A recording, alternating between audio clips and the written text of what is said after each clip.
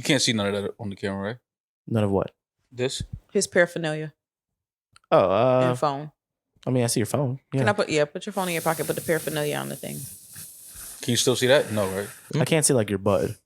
If you have butt out, I can't see it. No, it's nothing. Don't worry about it. All right, ready? I think people know you smoke weed. No, Rory and Mal. Welcome to another episode of the new Rory and Mal podcast. I am Mal. I am Rory. Keep that whole intro too. Yeah, let's keep that whole thing going. How you feeling, man? A little uncomfortable because Eddin's wearing an OVO shirt, and I don't know why. I don't know why that's always weird to me. Do I sound like a hater when I? That's not. You know why he's wearing an OVO shirt? God did. How'd you get that shirt? God made you wear that shirt today. Mm-hmm. That's a great way of looking at it, Eddin. Mm-hmm. I feel like, and I don't know, maybe it's my age difference because I did wear Rockaware and Sean John and all that. Just OVO. I feel like only women should wear OVO clothing. No Dreamville? No, I have never worn a Dreamville shirt. I just feel like that era is kind of over. Of wearing rappers' clothing? Merch is cool, but I mean like just the label branded shit. Mm-hmm. Mm. I think the Rock Nation hat was the last time that was ever a thing. Like Plains? The Plains hat. Oh. Yeah. Because now I just feel like, anytime a girl has an OVO shirt on, I do judge a bit. That's fine. And I don't think I don't think she purchased it. She definitely didn't purchase it. You know that was the spend the night shirt when you see it. This was a gift, so. Nah, that's a spend the night shirt. I had a woman come to my house with the OVO Jordan collab bag that I don't think they sold. The white one? Like I think you actually had to. Drake physically had to hand it to you. Yeah. How nasty. It's always funny when you notice things like that. Like when you see women in like oversized like UCLA t-shirts and shit like that. It's like, is it corny that I kind of like felt away? Yeah, it's okay. Listen, I didn't feel away in the regard of Eskimo brothering. No, but just like I'm sure you have another bag, and I'm sure you could have brought a different overnight. You have bag. another bag. You have another shirt. You didn't have to wear that. You know that's a conversation piece. Like women know when they're wearing a conversation piece. Like they know. You don't like Michael Jordan either at all. But yeah, I see y'all was out this weekend. Y'all was out shaking ass. Rory was out shaking ass, being a therapist. Was I? Oh, you look like you was in your therapist bag. Look like you was walking around telling people, "Hey, God loves you." I mean, God did. Yeah, no, he definitely did love you this weekend for sure. No, I was getting to it. I felt like at the party. I wasn't in my therapy bag. Getting to it. Yeah, bro, you got a two-step? Listen, I'm gonna catch you doing a two-step. I was shaking my rump a little bit. Yuck. First of all, listen, see, we got to get this. See, I'm learning with Rory. I know where he's headed now. You gotta slow him down some. Don't ever tell me you were shaking your rump and then look at me. Why? No, we're just not doing that. Don't shake. First of all, don't shake your rump. Okay, what happens if we go out and I gyrate my hips a little bit, but I'm leaving with you next to me? I'm leaving. When you look around like, yo, I don't know, Maul was just standing right here. Just know that I'm on my way home. Julian had no problem with it. Julian looks like he was out gyrating as well. Yeah. Eddin, did you go out? Did you go out too? No. So this one right here. This one. She's on a. Let me just let y'all know. Demaris is on a very short leash right now. Like her leash. Yo, what did I do? You know how you give the dogs the retractable leashes? Mm-hmm. She used to have the retractable leash. Yeah. She now has the very short leash where she can only walk maybe 3 feet ahead of you. That's crazy. Listen, you gotta watch Demaris when she goes out. It's just like you just know some shit. I don't want to hear it. Just something definitely came across her eyes the moment we walked into the venue because we grabbed a drink before, which was calm. 3 of us was chilling. I was like, oh, this is a cool going out crew. Mm-hmm. Like everyone's calm and we'll know to mind our business and when to leave. Something just came over Demaris's aura. I felt like we went through like the side entrance too, so she was kind of feeling herself, looking at all the broke people. Oh yeah, she was like, "Oh, look at the pores." Anytime Demaris realized she has access to something now, she go crazy. Like I walk through the kitchen now, I don't walk through the front. It's like, oh, is that a line? Yeah. I didn't think that Demaris wasn't going to shoot her shot a little bit because she was saying she was trying to find a man. I said, oh, this is going to be a bunch of people I went to college with that all work at JP Morgan now. It's a good place to find a man. What was this party? It was my Kappa friends. Through a party. Okay. Through the sign up and everything. Yeah, it felt very dancing gang in there. Okay, so this was a Kappa event. But I thought that was perfect for Demaris because again, they're adults. Mm-hmm. These are all people. It's like a 30+ party. Yeah. Not for the young kids, which means they enjoy themselves. They like to go out, but they also have job and responsibility, which is what I think Demaris needs. Mm-hmm. Quiet job as a and mouse. responsibility. So many handsome men around us. Quiet as a mouse. Okay, let's kill this. Okay, first of all, when me and Rory originally discussed going to this event, I thought that this was going to be like a mixer, right? I thought that you would be able to hear yourself talk. No. I was not aware that it was the type of party that it was until I got there. I do not.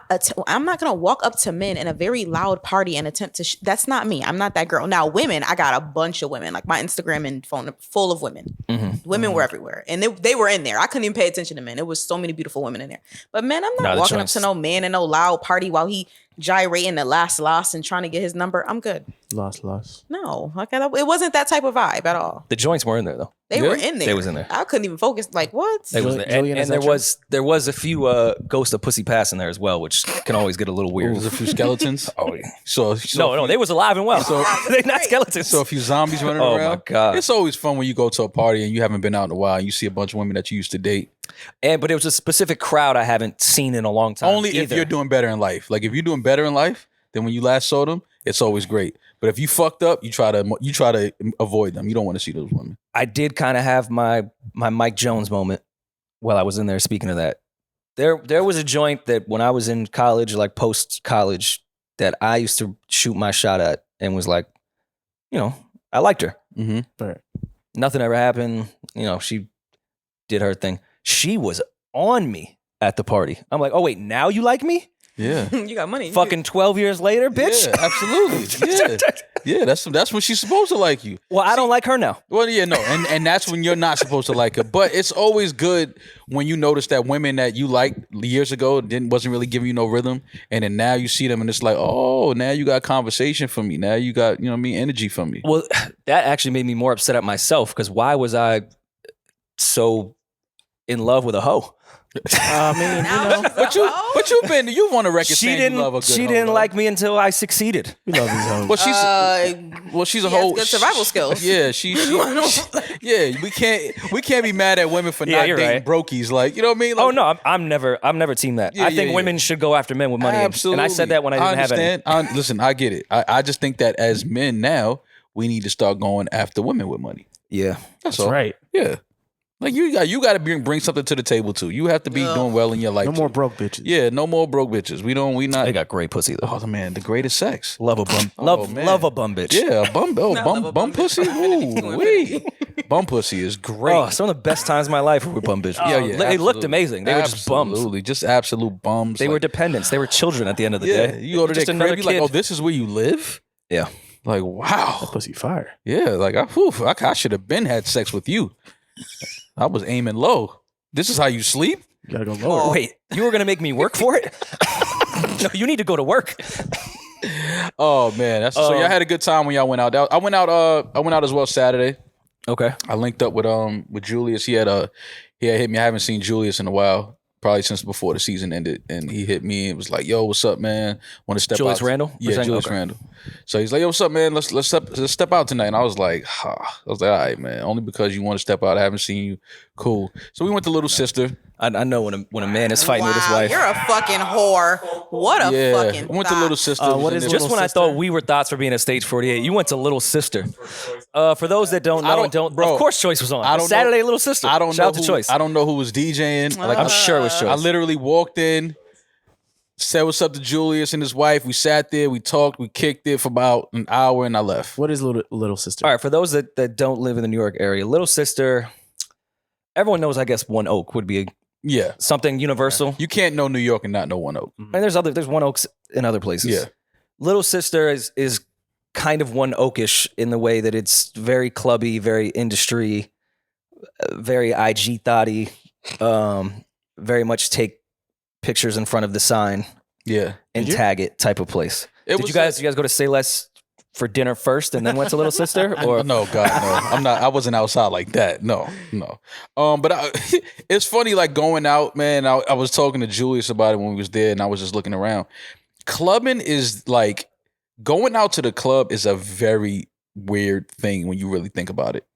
Like I'm going to a place, I'm gonna be around a bunch of strangers that I don't know from different walks of life, different areas, different parts of the city, different parts of the country, the world, wherever.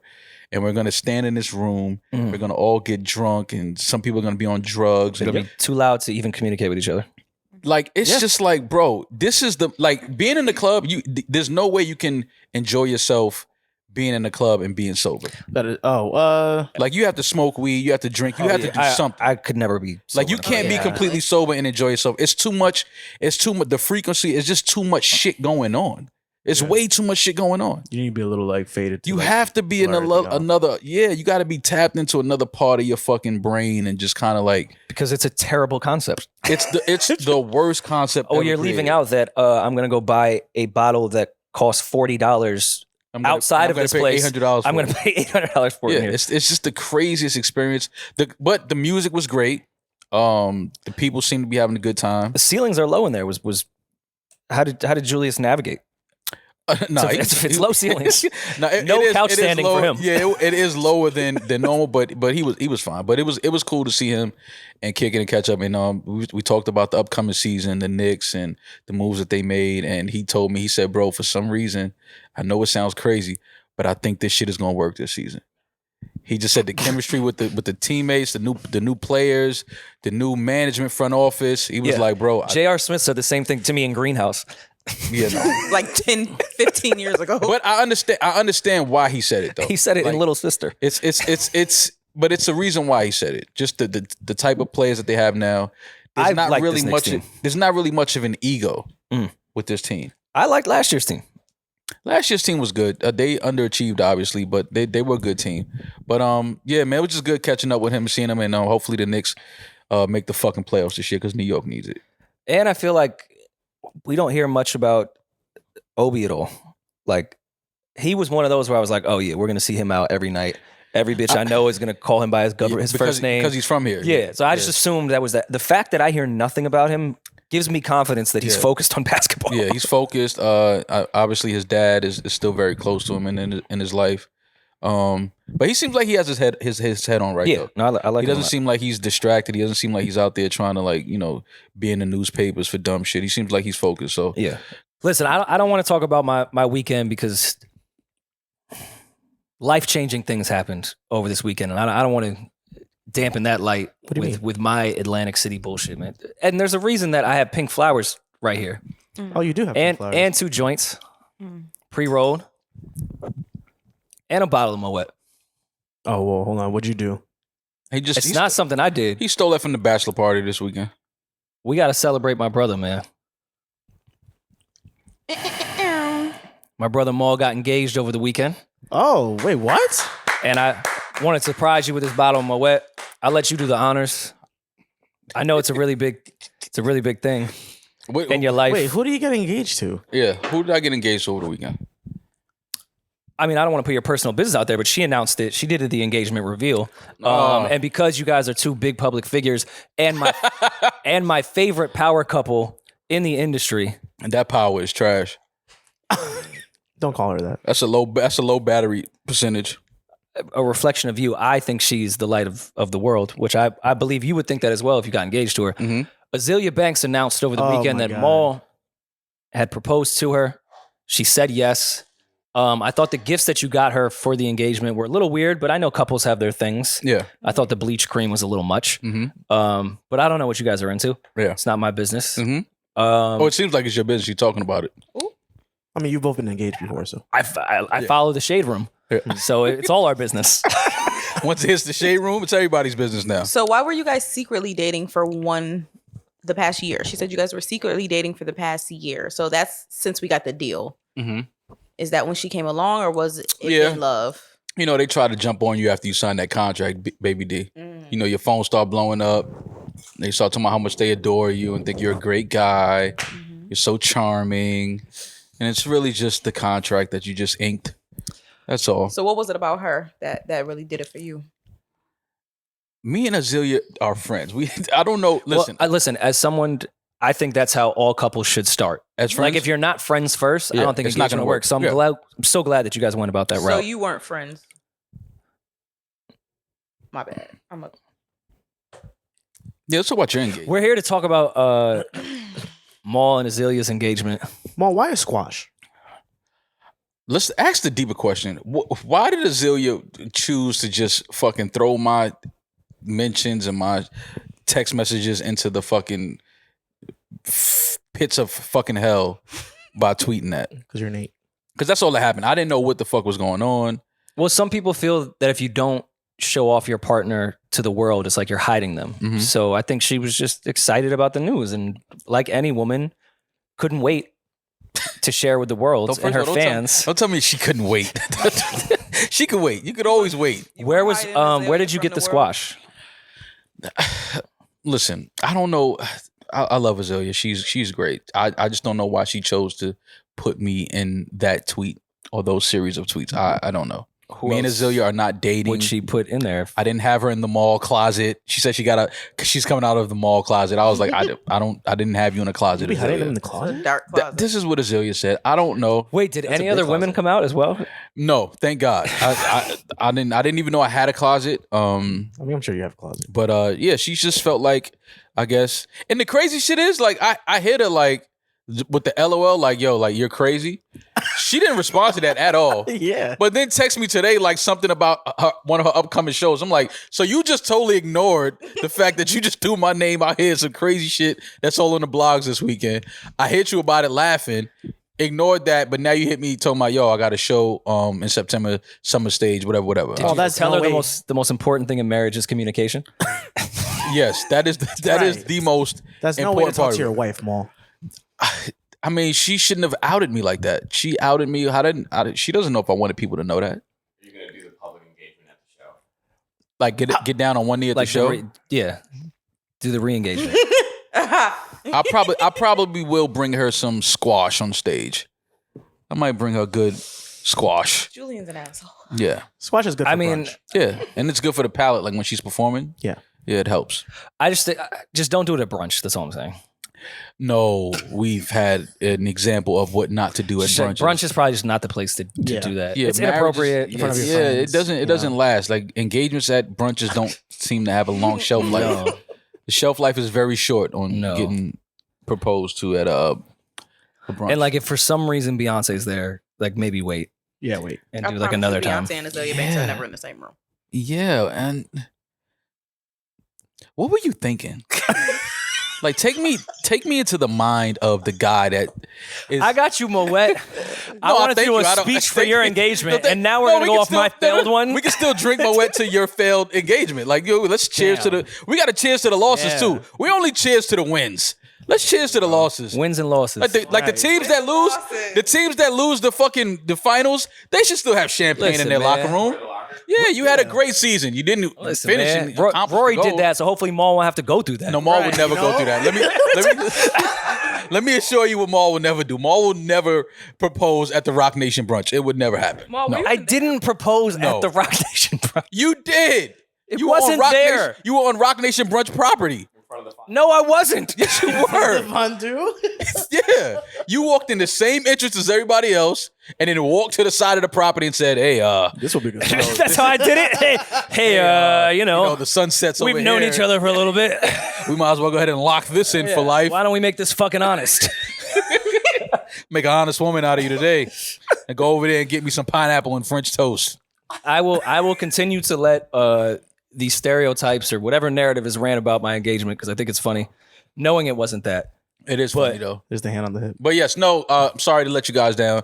Azealia and I are not dating. I did not propose to Azealia. Did you beat? No, I did not beat. Oh, the at least marriage. my engagement lasted. Did she beat? Yours was 24 hours. No, she didn't beat. I didn't. In Maul last 24 hours, he proposed to fucking Azealia. That's hilarious. Oh, squash. See, this is why you can't say, because now no matter what I say, you guys are like, yeah, all right. Yeah, it's true. No, Azalea's just. How often you text? We don't text often. How often you text? Once, twice every 4 months. Maybe. Oh, yeah, they married. You beat like once a quarter then.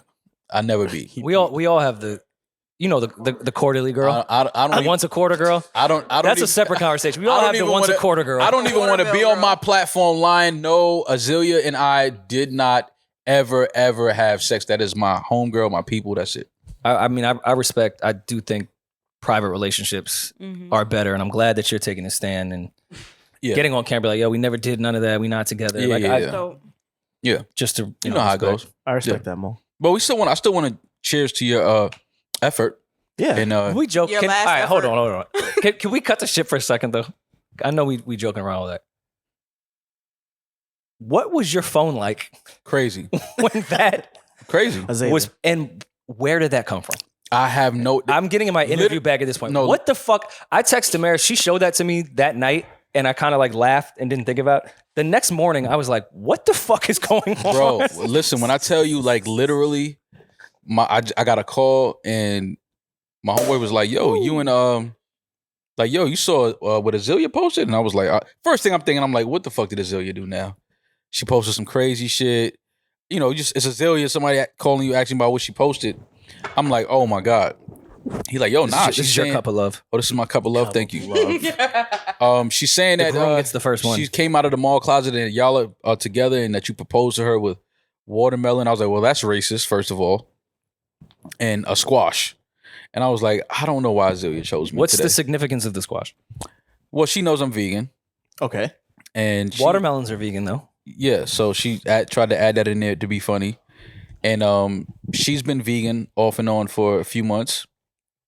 So I don't know. I don't know. Azealia was just, I guess she felt like just fucking with me and my mentions. That I mean, I like that you day. took the superficialness out of it, whereas like society makes you think you have to buy this really expensive ring to prove that you love someone. Yeah, But you're saying because you're both vegan and it's but I think something that brought mean you guys more. together, Yeah.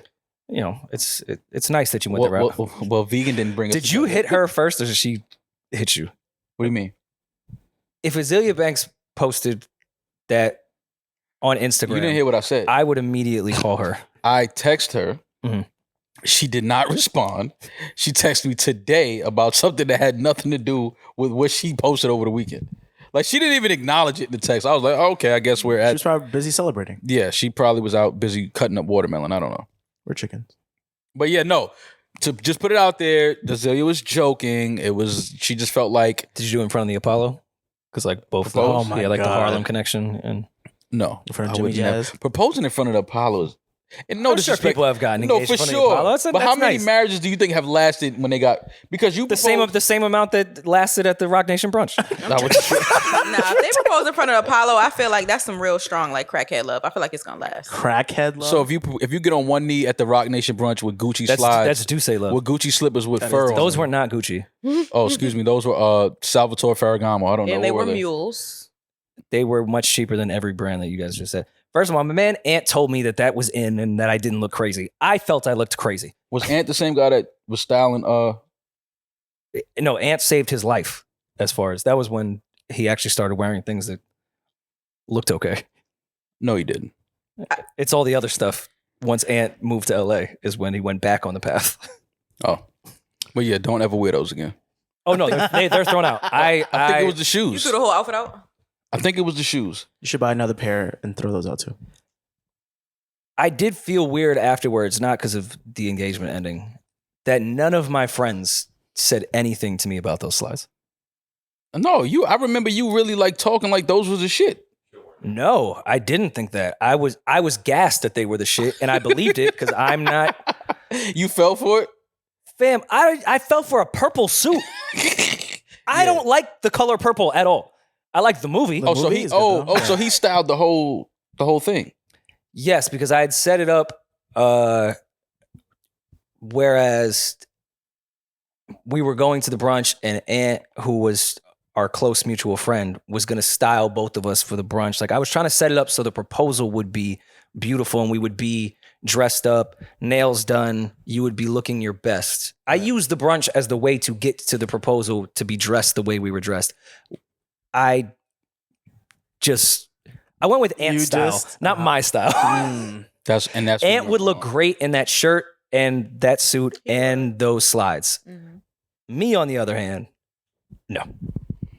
Well, listen, I just want to say cheers to you and your bravery for wearing that outfit, wearing those shoes. I think I could get that suit off with a different shirt. It was just a lot of it was a lot of colors. I think that you did a great job. I think that you did a manly thing and tried to make an honest woman out of your lady at the time.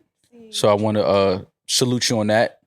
But I also want to drink to the fact that Azealia and I are not engaged. We're not a So couple. both of our engagements didn't work out. Cheers to our engagements not working and my engagement never being Cheers. real. Cheers Yeah, to they're you guys bad. being bachelors. Those are bad shoes. Yeah. I actually really like the shoes. They're just not your style. Well, that was for like 3 months. Those type of slides, because Gucci did them. Those aren't Gucci, but Gucci made those or bit off whoever the ones I have on. Yeah, those are terrible. And everyone would like that was a thing for like a month. And thank God it was one of those trends that only lasted a month. Who wore those? Rory. No, it was a thing. And who else? They were definitely a thing. Rory. Who wore them? They're still a thing. Rory. Who wears them? Rory. Are they still a thing? You know those are the fuckboy Air Maxes. The fuckboy Air Maxes. Yeah, those are the Kappa Air Maxes are the fuckboy Air Maxes. Yeah, those are the fuckboy Air Maxes. You can't be an honest guy wearing slippers like that with fur. on them. Those are very much like casual Chelsea boots. Yuck. Yuck. Getting down yeah. on one knee in ugh. those had to be horrible. It was. And he put the toe in the grass so he wouldn't crease the front of the slipper. Yeah, I used to wear. Nasty. I used to really wear good form. Uptown, so I know how not to crease the toe. Oh man, yeah, no, but me and Azealia just friends. She just felt like running something on her story and being funny, and it is what it is. That's my people's though, just friends. Can we call her right now, please? No, Please. hell no, Please. God no. Mal, please. Please. Can we please call her? I would like to hear her reaction to the good news to share to the world. All right, let me call her now. And again, y'all are one of my favorite couples. I love just watching y'all interact, Oh, my and God. like We're not. it's just the chemistry is unmatched. Demaris, what's their couple name? Azealia? Hello. I like the size of your banana. Can I give it to my monkey? Is that y'all song? Hello, Azealia. This I is love when Mal couples from have the a new song. Rory and Mal podcast. AKA your fiance. So yeah, Congrats, Azealia. Love you. So we're sitting here talking about your. This movie's in the background. He said congrats on the announcement of our engagement or proposal. Right. I had to come out the mall closet. Yes. What's the mall closet exactly? You know that little like space under the nigga titty? What? You know, The titty gooch. foreskin. I had to get from under the foreskin. I've been living under most foreskin. So you circumcised Mal is what you're saying. So you've been living under. I just would like to know why you decided to just post that and then not even answer my fucking message when I hit you about it. But you didn't even really say anything about it. And what you trying to say? We breaking up now? See, this is that's Listen. not Azealia. See, you just go keep feeding this. Public announcements to public breakups. It's Oh rough. my God. Been there Oh before, my huh? gosh. First of all, I don't know what the fuck I was thinking. I think I just saw it and got gassed, but this is the 8,000 plus square foot house. Mm. And I'm very overwhelmed by it. I'm not gonna lie. Because when you have a house that big, that means you need to clean a house that big. Mm-hmm. If you guys break up, does Mal get that in the divorce, or how does the house work? How does the house work? Okay, well, first of all, white man, look at you, always trying to cast a shadow on black love.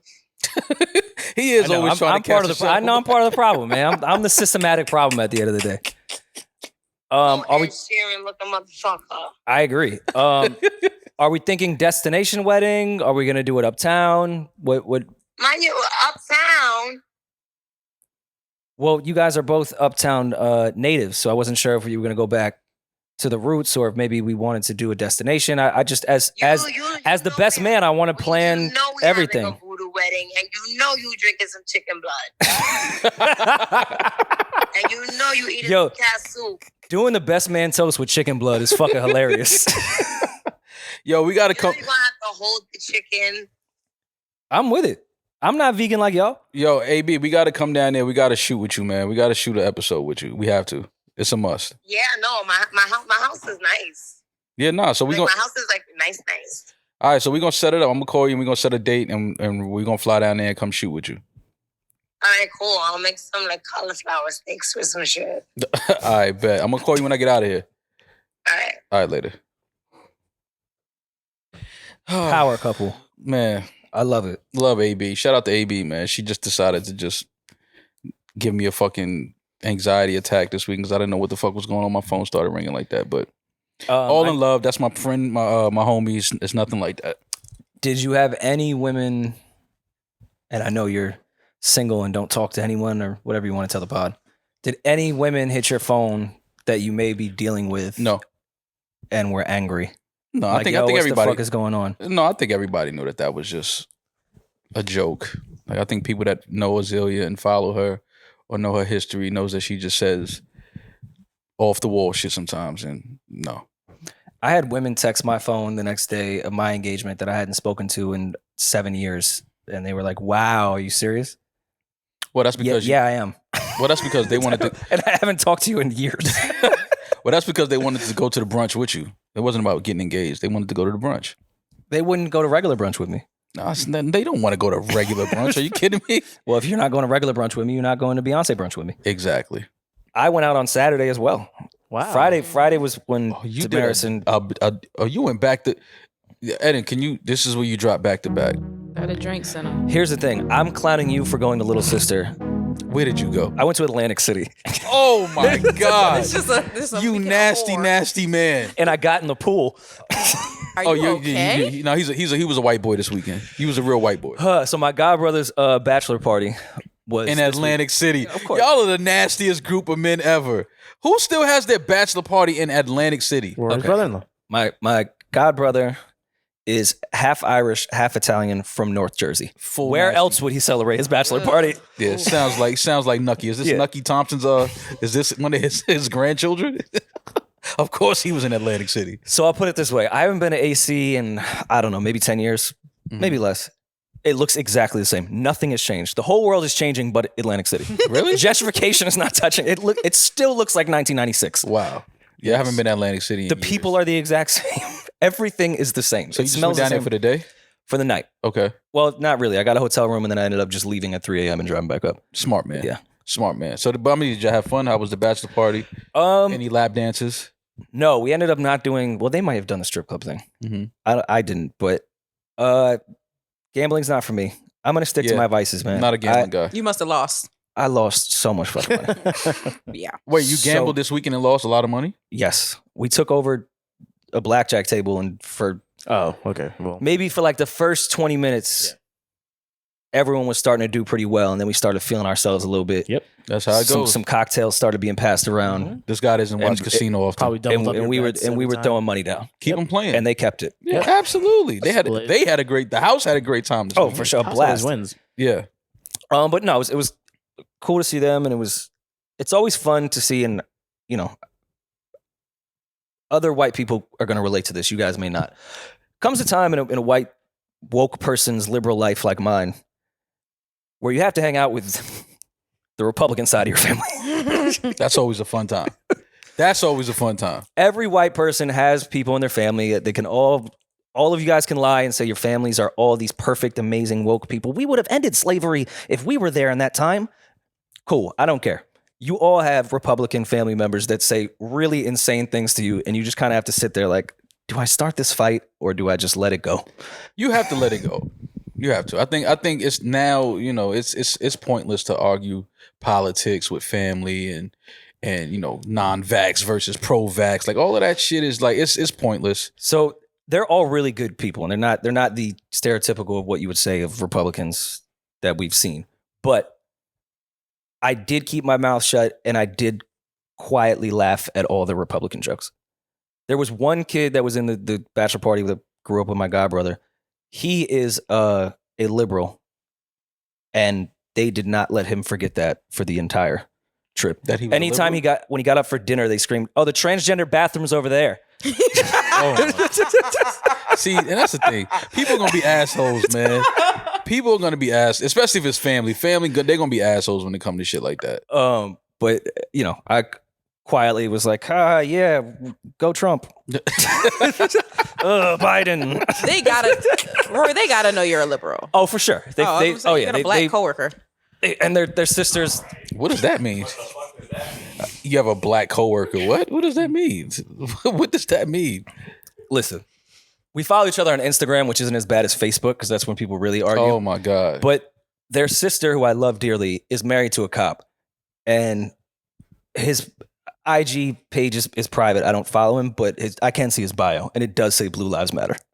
Oh my God. Oh my God. What are those conversations in that house like? Listen, I stay far from it, but it was fun to just be with the whites.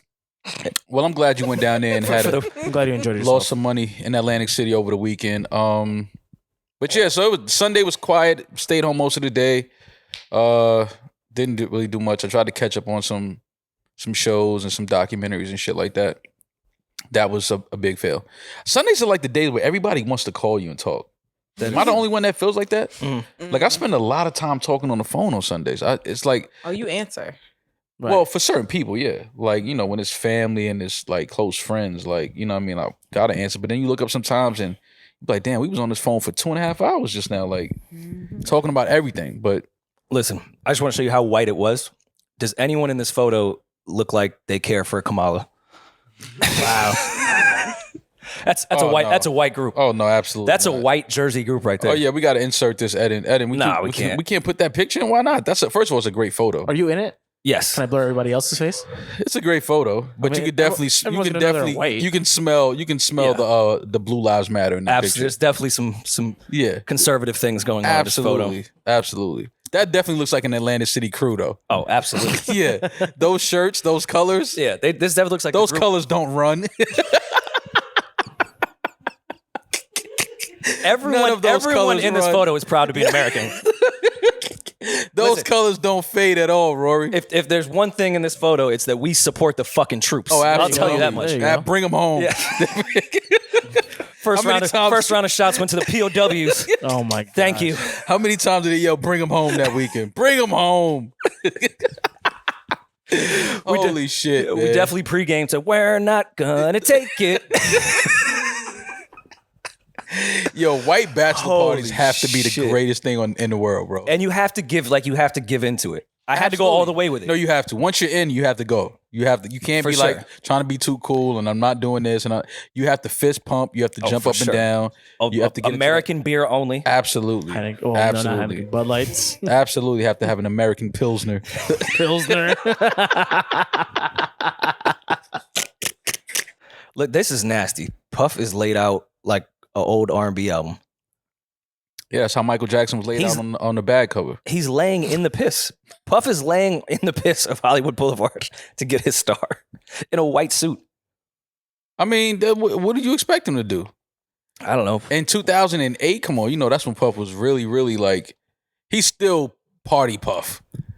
But He's this- laid out this like an is R&B when- singer and has the nerve to ask who killed R&B. I think you laying on Hollywood Boulevard in a white suit maybe killed it. And R&B is not killed. R&B is not dead. R&B is alive and well. I saw a lot of R&B artists chiming in online about Puff's statements in regards to R&B being dead. What were his exact tweets? Because of course I saw the whole back and forth of Puff saying R&B is dead. But did he just tweet that out? R&B is dead? He tweeted out who killed R&B. Nobody. It's still alive. You know what's really funny about that though? I love the Dirty Money album. I think it's one of the more underrated albums. Yeah, period. absolutely. It's incredible. Ahead of his time. One could say that type of sound killed R&B. I don't think R&B is dead, but R&B is not dead. one, it's not even close. But one could suggest, especially an R&B purist, that the Dirty Money album would be the steps to kill R&B. Mm-hmm. Puff can't actually sing. It's a lot of auto-tune. It's a lot of fucking electric synths that just sound computerized. Like one could say that Yeah. Dirty Money did it. I don't like to say And killed. I think that album's a classic. Yeah, no, that's a great I album. fucking love that album. I think that the sound of R&B has changed and progressed over the years. I think that it's the R&B that maybe we grew up on or that Puff grew up on is it's a little different. The content is different. The energy behind it is different. But R&B is not dead. You have over the last few years, some of the best albums of the year have been R&B albums. Yesterday, Giveon sold out Radio City 2 nights in a row singing traditional R&B. Yeah. R&B is not So I'm dead. not really quite sure where that came from. And I think Puff is just trolling. And Well, we know Puff knows how to stay relevant. He knows how to, this is all built around, the fact that he's out promoting his single right now. He's traveling the world. which one could say is not an R&B record. It's not the Could be, conventional it R&B. could be dance, pop, and it's Right. under R&B and soul. Puff. Right. Yeah, so I don't. I'm sorry, Love. His name is Love. Yeah, so nobody R&B isn't dead, and I thought that was a little harsh to say that because again we have great R&B talent out here. Her and Jasmine Sullivan put out an amazing album a couple years ago. Giveon, Brent Fires, Kehlani. Like Lucky Day. That's why I'm not even like really want to entertain this too much, but I do want to see what Puff's angle is because I feel like Puff being who he is with this Love album, whenever the fuck it does come out, Puff's not one of the old heads that just sticks with the old heads. Mm-hmm. He stays with the kids, which is why he's been relevant his entire fucking career. Yeah. He's about to grab a bunch of young R&B artists for this album, I'm sure. Mm-hmm. So to say R&B is dead and then go get the R&B artists that are currently out Right. is a fucking insane rollout. Not only that, I think that that the whole Who Killed R&B thing for Puff, I think this is just a way to create the conversation. Mm-hmm. And to, he's been doing a couple IG live streams with R&B artists. Yeah. I know he had Summer, he had Tory Lanez, he had somebody else I saw him sitting talking with. So I think Puff is a genius. He knows what he's doing. He's just starting the conversation. He wants to wake up all the R&B artists and maybe get them for his album, like you said. Get some features. But yeah, R&B is far from dead. R&B is alive and thriving. Guys like Eric Bellinger, who's been waving the R&B flag for years. It's just so many dope R&B artists out here to ever make a statement like who killed R&B or pose a question of who killed R&B. The conventional sound of R&B, as Puff grew up on it and I grew up on, maybe a little different today. I agree with that, but it's not dead. And it was interesting. I saw probably the most thriving that I've seen personally. I think R&B. I'm not talking about numbers monetarily, any of that. Me personally, I think R&B is the best current genre of music right now. I agree with you. Like I think it's the furthest genre that's from dead. I agree with you. I could argue hip hop is dead way before I could say R&B was, which I don't think hip hop is. Can I play devil's advocate and say that maybe he meant numbers wise? Like maybe he meant why isn't R&B running the culture the way that it used to? Summer Walker album did the numbers that Beyonce did. Yes, Summer Walker's album, but R&B is not running the culture. Hip hop runs the culture. Okay, well, I could say to you, the highest selling hip hop derives from R&B melodies. Of course, hip hop is fucking super melodic. So, and I saw R&B is hip hop. Yes, 100%. It's the same. And I shit. saw Brent tweet or say something in an interview of like, no one cares about genres anymore. Is it good or is it bad? Like, which I agree with him. No one really gives a fuck what the genre is, and so much of hip hop is R&B. So. Especially nowadays, shit is all melodic. And it's always been that way. Hip hop and R&B has always been one and the same. You have a rapper that has a hook. He grabs the R&B star. It's an R&B hook now. The rhythm is R&B, but it's hip hop because the guy's rapping on some of the records. So, I mean, it's all the same. Outside of the big three, who would you say would be it? Travis, Lil Baby, Future? As far as hip hop artists? Yeah. All three of those, The big entire three flow under the is big based three. off melodies and not rapping. They're all melodic. It's R&B. Yeah, it's all R&B. You can't say R&B is dead and Future's alive. That's true. And doing what he's doing. I saw 50 Cent on The Breakfast Club, and he said he had something interesting to say about Puff as far as his ear. Which time? Well, he has a lot of interesting things he says about Puff, but he said Puff can't hear a hit. And he went further, and he was more so saying that he's still trying to hear hits from the late 90s, early 2000s and today. So he was saying, with the whole situation with him and Drake stemmed from him having that beat, Drake taking it and doing what he did on it. But he was saying Puff couldn't hear the hit in the beat without the lines on it, without the verses. Whereas Drake heard it and automatically knew it was a hit because Drake is not listening with the same ears from the late 90s, early 2000s. He has a more current ear. Well, also, that's a weird comparison because Puff and Drake have different ears and different angles of how they even view music. Drake is a writer, so he'd be able to hear certain things on even skeleton beats that another producer couldn't because they're not a writer. Puff is very much a producer, but from an exec side and from an executive producer type of way. So he knows what to add to records. He knows what won't work. But to just hear a beat, that's just an odd comparison. I don't really agree with 50 there. I don't. I just thought it was interesting when he said that, and then now Puff poses the question of who killed R&B, and it was like, well, R&B isn't dead, and is it because you can't hear or you don't choose to hear the current R&B, or you're not listening to the current R&B, you're not moved by it, you're not motivated by it, you're not inspired by the current R&B, maybe, but R&B as we know it today in 2022 is alive and well. Well, when was the last time Puff made music? So it's like, to 50's point, I'm not quite sure. That hasn't really been Puff's focus as of late. When was the last time Puff was fully involved with a music project? It's been a while. I'm not even saying his solo shit directly, but just period. I know a lot of the rollout is to have Puff listen to your album and post it on IG, but that doesn't mean he's fully involved. Maybe the Nip album? Wasn't he involved with that?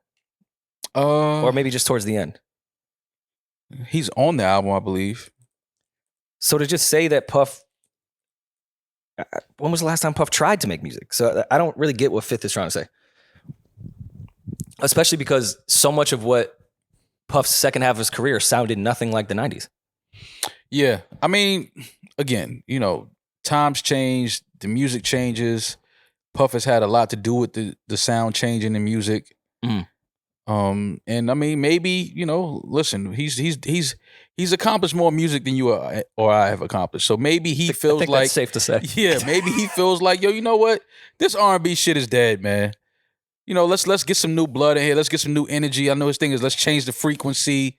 Like maybe he just in dead in the way of people aren't really having fun with it anymore. Yeah. Maybe, he just feels like the artists aren't really, I don't know, moving the R&B culture anymore, which is, to me, would be hard to argue that because, again, these R&B artists now are doing amazing things with their projects and live show. Giveon selling out Radio City is crazy.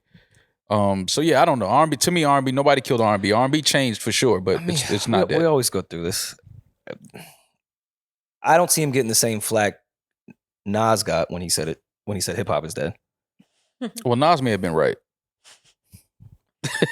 In hindsight. Yeah, Nas may have saw something that we're now seeing like, oh, okay, we get what Nas well, you know what's funny? When Nas did say that, not to say there wasn't good hip hop at that time. What was that? 06, 07 maybe? Hip Hop is Dead album came out? And when Nas said that? Somewhere around there, yeah. Hip hop was definitely in a very strange place at that time. Yeah, we were getting out of the big T-shirts and moving into a whole different thing. Yeah, it was. I understood why he was saying at that time. I think once 2009, 10 came, hip hop was completely back to, I even think, the shit that Nas would like. It was just a weird time. It was a transition. It was an odd time. Yeah, it was things were different. Things were happening. A lot of the artists were phasing out. It started to feel like it was because I think that was around the time we started moving more into like, was it the ringtone? That was around ringtone era. Yes. Yeah. So it was a lot. I think business was changing around hip hop. People started to realize exactly how much money was in it. So once business starts to infiltrate a culture, things are going to change. Yeah, because especially at that time is when music was not the moneymaker anymore. Right. Everything had to shift. Focus had to shift. So the music became the least priority. The celebrity of what else we can leverage from the music is when everything changed. And that was probably around that time.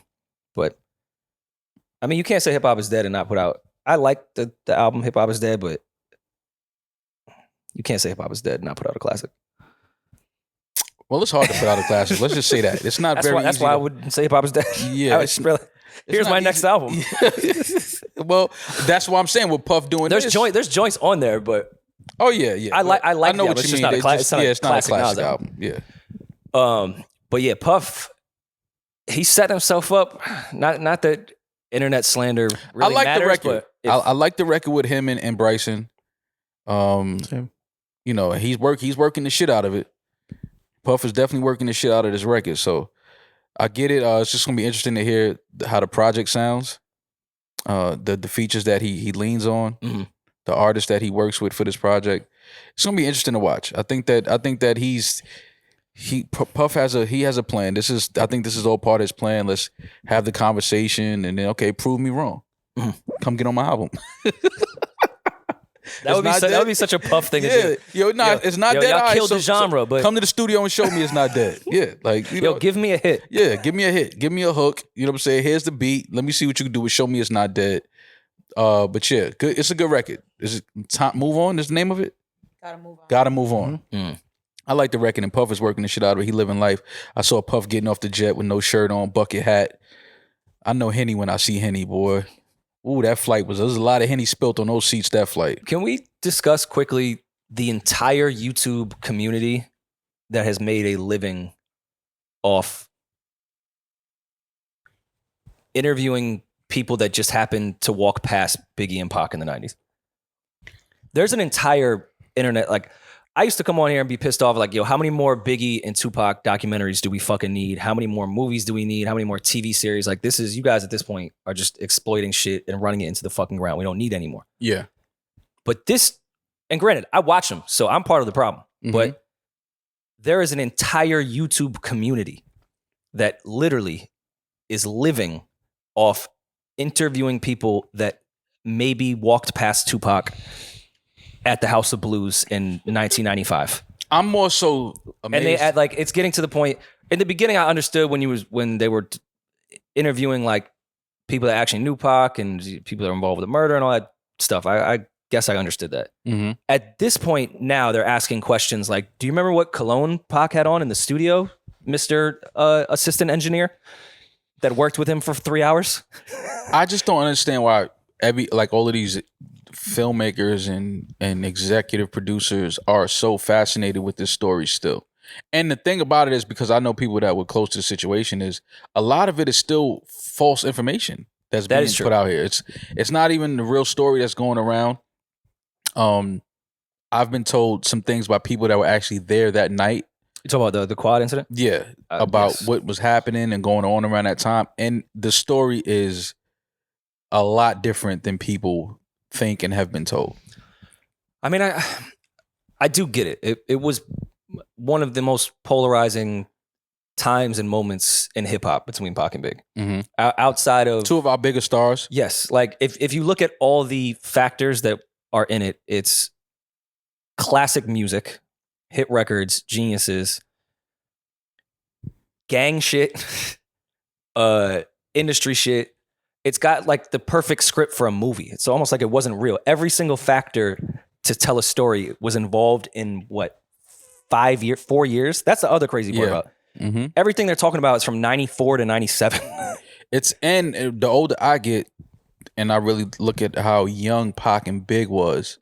Yeah, that's always been a thing that's tripped me. It's just it's the craziest. You know, some of the images and videos we have of Pac, you know, giving speeches and talking at schools, and you know, it's like, yo, he was only 19 here. He was only 20. Crazy. He's only 21. Like, one of the most evolved, mature men. Smart. Yeah, it's just a shame that we lost both of those artists and men at such a young age, because they were 24, 25 years old. I mean, that tripped me out in my 20s so much once I got to that age, because obviously I was 6, 7, 8 when these people passed away. So they were automatically like gods to me. And then I turned 24 and I was like, wait. Like, this would be Big died when he was this age? Yeah. I'm a child. And I haven't done shit. I haven't accomplished anything.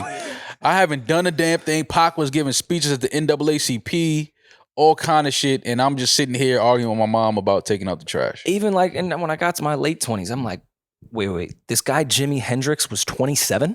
Yeah. Yeah. When Are you think fucking about, kidding me? It's something to think about. The older you get, is, you know, how young these stars and celebrities are when they, you know, meet their demise.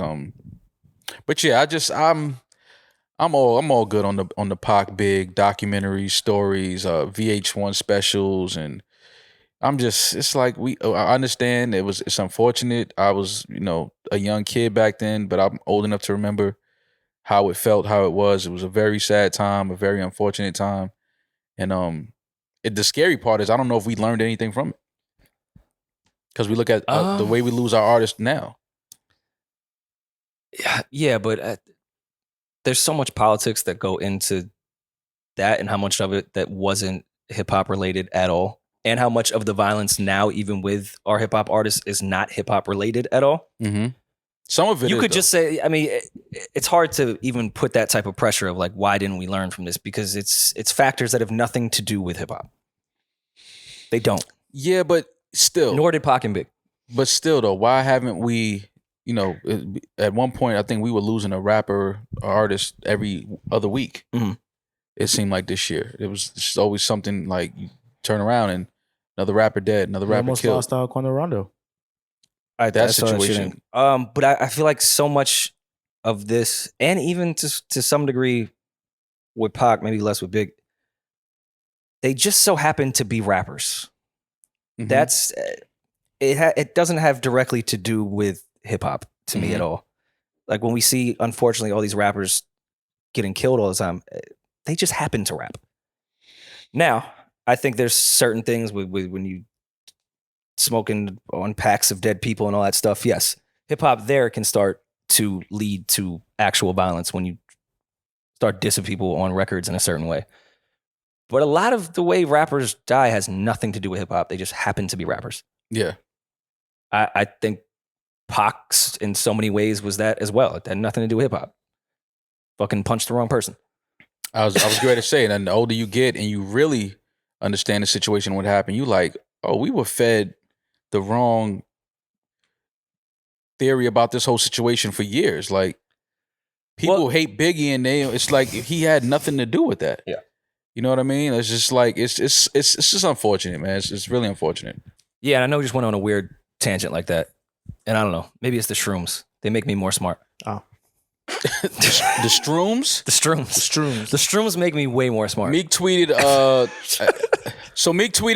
some interesting things last week. He says he started with this rap shit is oversaturated. It's time again. With the diamond emoji. The diamond emoji.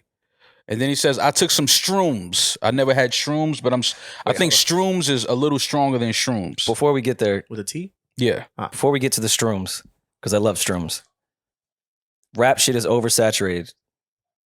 Didn't he announce 2 days before this that he was going to put out 15 albums in like a day? Listen, man. So let's oversaturate it more. Let's well, maybe he meant it's not oversaturated with Meek. Right. Maybe he felt like it was oversaturated needs with some some more Meek. bullshit. The game needs some more Meek in it. Got That's you. what the game needs. Y'all the got Meek enough shall Meek. inherit the earth. I know what the time Meek, it is. The Meek shall Right. inherit the industry. See? Inherit the industry. I mean, this is what it is. Imagine Meek inheriting the industry. I love Meek. This is what he says. He says, I took some shrooms. It made me more smart, more happy, and have more love in my heart. Now, Meek, let's just stop right there. If it made you more smart, I think the correct word would be smarter Oh, okay. and happier.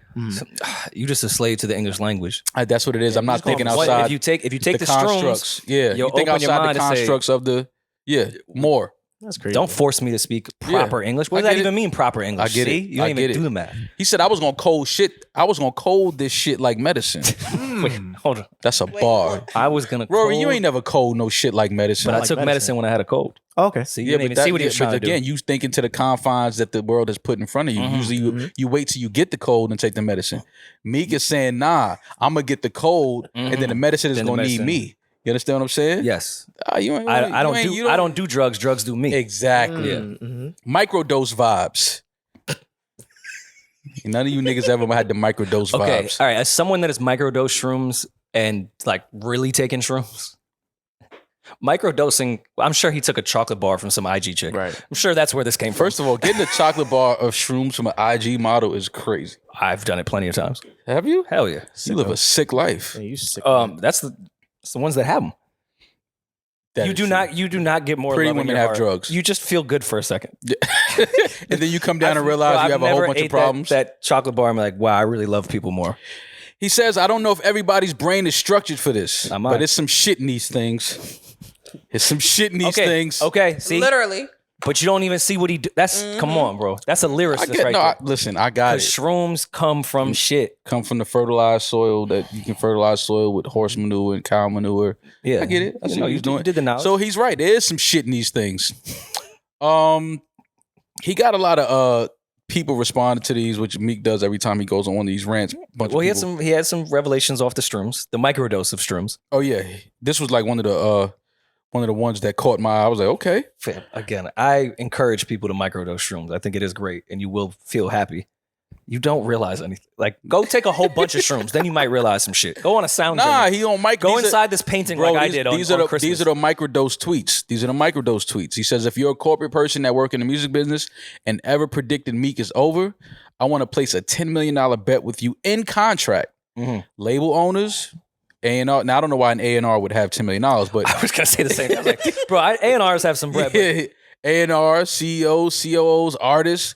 I'm just finding out y'all was talking like that. Y'all said I was over at least 5 times. So it'll be the 6th. I'm crying at least. Here's what I think the problem is with me, because I believe that he is hearing a lot of things that people were saying about his career. His last album wasn't what people expected. It didn't do what he probably expected. It didn't do what, people that worked on it probably expected. Me personally, and this is me from outside, I think Meek is still chasing his intro to his first album. He's still chasing that success of that song. I think that that's the gift and curse of having a song as big as that song, having a song that's as revered as that song is.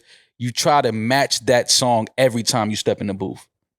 And I think that's a problem. I think that's where Meek is going wrong at. I think that record is so big, it's like, okay, where do I go from here?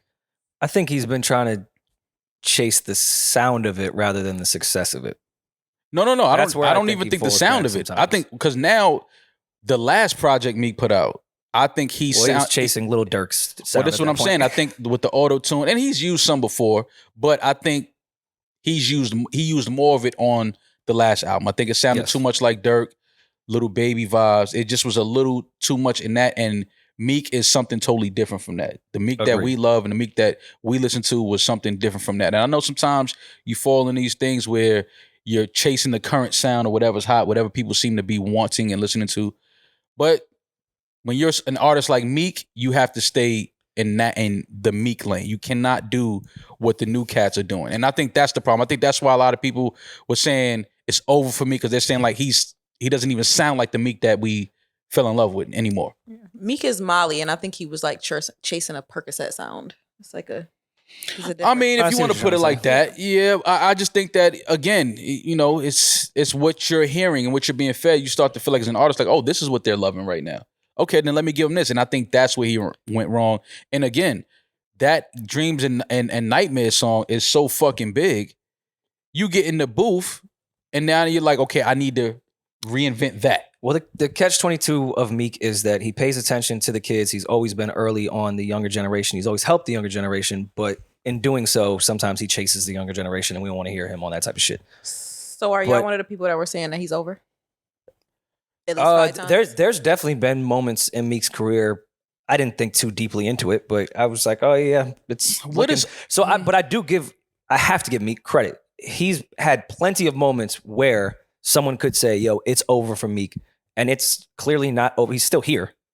Well, he can still successful. Yeah, when you say over, he can still put out music. He may not have the success that he had on the first album, Championships, but people may feel like, yo, that might be over because now you don't even sound like what we love anymore, or what we fell in love with. I'm saying more so just some of his, obviously with the Drake thing and just certain Nicki thing, just so much stuff in Meek's career. It's looked like his mistakes really may cost him the success that he has. And it may have declined it a tiny bit, but I have to give Meek credit. People still give a fuck. We are all going to stop when Meek puts a project out. Even though I did not like the last album, I'm stopping when Meek Mill is going to put music out. Because you want to see what he's doing. You want to hear what he's doing. To me, that needs to be saluted. Like, you've been through a lot of shit. The biggest artist in the world, some could say fucking demolished you in a rap battle. Mm-hmm. And you were supposed to be the rapper. Mm-hmm. And Meek is still here, and I would say is probably as relevant as he was at the time when it looked like it was over for him. Meek put on... I have to give him credit. Meek put on Tom Brady's championship rings. Those are Tom's rings, or were those Robert Kraft's rings? You've put on one of your NBA friends' championship rings before. Don't do that. I've never done that. You've looked at it though. Oh. If my friend wins a world championship, I'm not gonna look at the ring. What are we talking about? I've never put it on my hand and took a picture of it. What are you talking about? Why? See, now you lying on me. Look how you just told me to lie. I've never done that before in my life. How dare you? No, I just looked at it. I never put it on my hand. Never. Who was that from the Bulls that's selling their championship rings? For Horace Grant. Horace Grant, $100,000 a piece. He's for $100,000 a piece. He's selling his championship rings. If I'm buying that for $100,000, I'm putting it on my finger and I'm taking a picture of it. If you're buying it, it's yours now. You can do whatever you want with it. Okay, so what was the point of Meek? I'm saying putting that on. Well, because the name of the album was Championships. Mm-hmm. So he gave us that whole, you know what I mean? Like he put on the championship rings. He was hanging out with Robert Kraft. Mm-hmm. You know, so it was like, okay, he's a champion. Gave us championships. Good album. I'm just telling you, good album. I know. I'm just laughing at your rendition of the rollout. Like, okay, he's a champion. That's what he was trying to sell us on, the championship thing. Like, you know what I mean? I got a picture with the 5-6 Brady rings. Whatever. I could just picture the marketing team at Atlantic in a meeting. All right, it's called Championships. What do we do? Call Robert. Let's put him with some champions. Call Robert. Let's put the rings on him. You know Julian came up with that marketing plan. That's Thanos, because now you got all the rings on your hand. He had the Thanos hand now. But he gave us Julian definitely posted that too. I don't think Meek posted it. I think Julian posted that from Meek's account. Do we owe Lil Wayne an apology? For what? I didn't know that Meek put all the Patriots rings on. Yeah, we've given Wayne a lot of shit for being probably the most bandwagon sports fan on planet fucking Earth. Yeah. Eagles Patriots, I wouldn't say it would be a rivalry to some degree, but they have history. You can't throw on the Patriots rings. All 5 of them. He had a fistful of rings. But I don't think that's as bad as you do of Meek just posting. That's ill. It's a Super Bowl ring. If I came across a Super Bowl ring, I posted Drama's Grammy. Like if I came across a Super Bowl ring that my man's won, I would post it. That's cool. No, it's nothing. Again, it's nothing wrong with posting the ring. Uh-huh. When you put them on, and then you make the fist, yeah, and then your album. Thanos. What's the? And then your album. It's like, okay, I get it. You tied it all in. You made it make sense. Mm-hmm. Great album. We love that. We love Championship album. So now it's like, what are we gonna do for the next album? Because we know what happened to the last album. It was a couple joints in there. Yeah, wasn't really feeling it like that. So now this album, this project, I don't know how many you say mixtapes coming. I don't know when an actual album is coming. But what does Meek do now to rebrand or to pivot into another direction? I don't know what because he did the championship thing already. It appears that his rollout now is the I'm independent thing. That's what it appears to be, and it appears to be. Is he independent? The whole industry has been against me. And y'all counted me out. I'm still here. Clearly, Meek is still, but which is he okay, upset about. I don't know. I don't know his business. But from what I understand, he is. I think Atlantic, that was his last album, no? And he got out of the contract? Because he's saying he's independent now. Okay. So I think that's the new direction of what the narrative will be. It won't be the championship Thanos rings, but yeah, he's gonna do the independent shit, and I'm sure he's gonna sit with Robert Kraft and be like, "You're independent too, bro." Yo, sitting with Robert Kraft and telling him, "Yeah, you're independent too." All that you own all the royalties of that Kraft mac over there. Oh my god, every box. Mac. Robert Kraft is not independent. Even the dinosaur mac and cheese, you got all the masters of that. So I think that his plan now is to do the independent rollout. I personally, not that Meek ever asked me, I wouldn't put out fucking this 20 mixtapes before the year is up thing. Yeah, I understand you're sitting on music. And I believe he was supposed to put something out this past week, right? And I think he posted something about that. I think I read he posted something like we still on track for something, but he was either supposed to put out a song. The song I know he's been playing on his IG with the Big Pun sample. Mm. I don't know if that was supposed to come out Friday or not.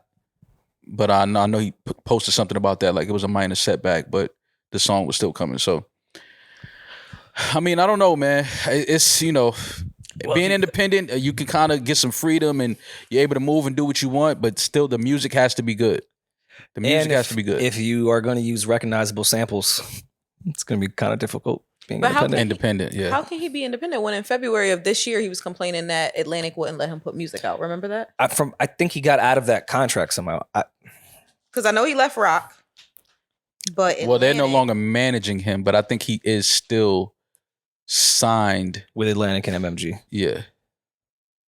I don't know. I saw Kaiser at the Kehlani show and he looked really happy. So I don't know. That's how you gauge it. That's how you gauge Meek's business based on how happy Kaiser looks at a Kehlani I ended up in the show. bathroom with Kaiser and I was like, oh, Meek must have got out. Yo, I can't. Oh, yeah. He didn't wash his hands. Meek is still signed. There's two names that I feel are not discussed and why. Big Sean and Meek. You feel like they're not discussed as far as what? They used to be discussed a lot more. They were, and again, I know artists are fucking sensitive. This is nothing. This is no personal shit. I like both of you guys a lot. They were in that conversation for so long, and I guess I'm asking why they're not anymore. I think because so many other artists have come into the picture since then and have put out really good projects. Outside of Detroit too, has Big Sean never not came with a hit record? Or 2 hit records when he's putting an album out? Big Sean, he keeps a hit record out. So, and Meek, outside of this last one, which I think was their mistake, they didn't wait to get a record, they just put that album out. Mm-hmm. Meek comes with a big single every album. Mm-hmm. I'm just not sure why they don't ever get brought up anymore when we're talking about like that level of when we say, I'm not saying they're the Kendrick, Drake, Cole shit. That's obviously separated for those three. Mm-hmm. And Nicki as well. But shit, we start going down to the future Lil Baby conversation. Sean's never brought up in there now. Meek is never brought up there now. Is it because their sales aren't the same? I'm really asking a question. I don't have the answer. I just feel no one talks about them or talks about why no one's talking about them. I don't know. I think with Big Sean, it may be a little different now because I feel like he kind of like real life for him has changed. He stays out the way. Yeah. And I think it's probably helped his actual mental life and which he's spoken about. I think it's better for him as a human being. Mm-hmm. I think it has taken away a bit of his career, which I think is a fair trade. Mm-hmm. I'd rather be happy and out the way than that. But I do think Sean not being in the mix the way even Cole, who disappears, Mm-hmm. Cole still gets in the mix when it's time to get into the mix. Does the feature thing, does like he's gets active when it's time to get active. Sean, I think, was doing that probably more than the other three and then just stopped. Which I'm sure, which he's talked about, had to do a lot with his mental health, but he got the fuck out the way. And I kind of think that's why no one... I think it's good to disappear for a while and kind of just watch where things are going. But he did, even Detroit too, like he wasn't in the mix leading up to it. He wasn't doing features. Like he was really out of the fucking way. Mm-hmm. The way a Kendrick would do, but Kendrick is obviously a monster, so he can do that and still keep going in his career. Sean is someone that would still need to be in the mix to keep those numbers going. But he really just got the fuck out the way. And I think it's just whack when artists feel like they have to you have to create with the thought of I have to hit these certain numbers. Yeah. I think that's unfair to artists. I don't think any artist should be creating from that standpoint of thinking, damn, I gotta hit these numbers, I gotta sell this, I gotta move this many. Because it's like you should be in there, and I've never been in the studio with Cole and see how he work, but I don't think Cole gives a fuck about numbers and what's hot at the moment. I don't think Kendrick does either. And that's what I'm saying. I think in order to become that true artist, you got to kind of just block all that other shit out, those distractions. Who gives a fuck the numbers? Fuck what everybody is running to. Well, they just got... What do you sound like? They just got to that position, though. Who? Cole and Kendrick, where they don't... I do not think those two gentlemen give a fuck about numbers at all. Cole in the beginning of his career, of course, yeah, he's talked about it plenty of times of having to fucking do a bunch of bullshit singles, get in with producers he didn't want to get in because he's chasing. He's had to chase. But you're talking about very early. Cole has kind of been in that class where he can do what the fuck he wants for a few years now. I think 2014 Forest Hills Drive That's 8 years ago. was the time in his career that after that he didn't have to care about the numbers. But because he cared about the numbers is what got him to the numbers of 2014. That was his biggest selling project, if I remember correctly at that time. That put him Born Sinner. He was chased like, I don't mean chasing in a bad way, but No. They were definitely concerned and looking at the landscape, figuring out what is going to work, what's not going to work. Yeah, he was focused on the numbers at that time.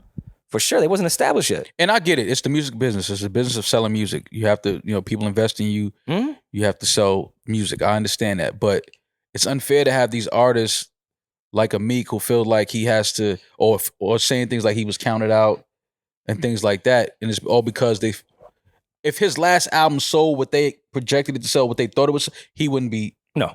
You understand what I'm saying? He wouldn't be tweeting like that. So of course not. It's just fucked up that, we got to chase these numbers and these things without just being able to create and, put out good product and let it do what it's going to do. And I'm saying that's a luxury for an artist. Oh, absolutely. To create from a stance of not having to care about that's the absolutely outcome. a luxury. And I think there's very, very few artists, period, that can create. I don't think Drake creates from that space. To this day, I still think Drake. Now, I'm not saying down to I have to do a mill first week, but numbers are people and numbers are how we even kind of gauge the reaction to music at this point. It's not so much in person. When I walk outside, that's what I hear all the time. It's very much algorithms and numbers. So yeah, Drake, of course, is sitting there focused on what that number is going to come back as. I mean, he just put out a dance album. Yeah. I don't think he was too concerned about the numbers. So like, I get why Sean is probably out of that convo because he's kind of taking himself out of that convo. Meek, on the other hand, is in the mix nonstop. He's around the younger kids. He's around the relevant rappers. He does features. He's outside. He's on social media. Why is Meek not brought up in those conversations then? Anymore? Because he was at one point. Mm-hmm. Well, I mean, again, it would have to be because of the music. The music is not as good as people once felt it was. The music is not as good as people thought it would be. But again, I mean, Meek is the one. Meek in his bracket, Meek is the one that all of those guys look up to. Like I think at one point, the Dirks and the little babies, I think they looked up to Meek because when Meek came in with his dreams and nightmares, all of those guys were really young. Yeah, and when we're talking about the big three that we'll call them again, they're nerds, and I don't mean that in a bad way. I'm a nerd. Meek was like the one person that felt like from that cloth that was rapping about actual street shit. Mm-hmm. So did the music just fucking stop? Did it just outside of the last album? Because we all know what that is. Championships, I thought was good, but before that, I don't know. Does Meek have too many ups and downs? He's just not consistent. That can be, yeah. That's maybe one of the reasons. Which scares me of him putting out all this music. Because it's like, all right, now you're putting out a lot. You have a lot of opportunities for lows here. Yeah. I just, again, I don't think we need the whole mixtape thing. I mean, I'm not mad at getting a mixtape or, an EP or something like that. But whatever he's putting out, I think Meek need to tap. I would like to see him lock in with one producer. Mm-hmm. I would like to see Meek do that. I would like to see him go that route. Lock in with one producer. Take your time on it. Don't listen to the outside noise. Don't get caught up in, social media bullshit. Don't worry about the number. I mean, well, you said he's independent now? We don't know. Well, we said we don't even know, but don't worry about the numbers.